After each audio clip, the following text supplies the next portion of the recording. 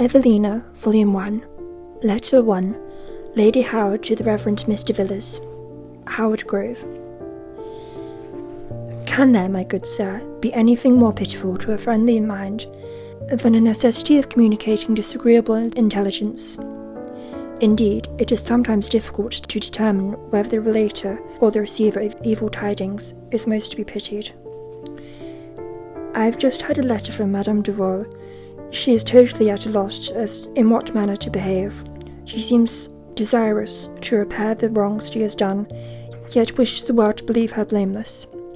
She would fain cast upon whoever the odium of those misfortunes, for which she alone is unanswerable.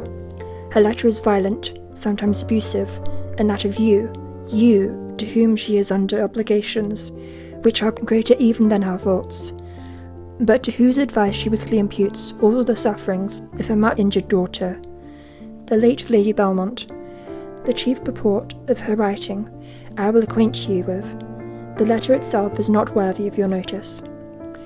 She tells me that she has, for many years past, been in continual expectation of making a journey to England, which prevented her writing for information concerning this melancholy subject, by giving her hopes of making personal inquiries, but family occurrences have still detained her in France, which country she now sees no prospect of quitting.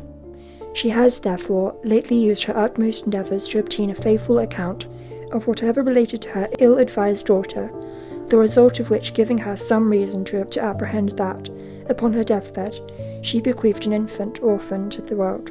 She most graciously says that of you, with whom she understands the child is placed, will procure the authentic proofs of its relationship to her. You may send it to Paris, where she will properly provide for it. This woman is, undoubtedly at length, conscious of her most unnatural conduct. It is evident from her writing that though she is still as vulgar and illiterate as when her first husband, Mr. Evelyn, had the weakness to marry her, nor does she at all apologize for addressing herself to me, though I was only once in her company.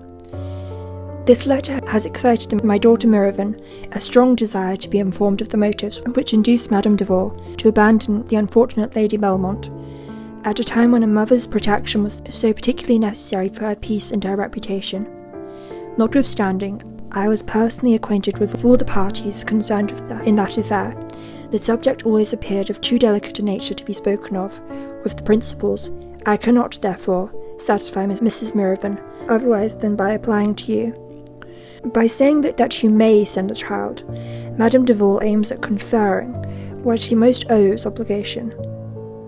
I pretend not to give you advice, you to whose generous protection this helpless orphan is indebted, for everything, are the best and only judge of what she ought to do. But I am much concerned for the troubles and uneasiness which this unworthy woman may occasion you.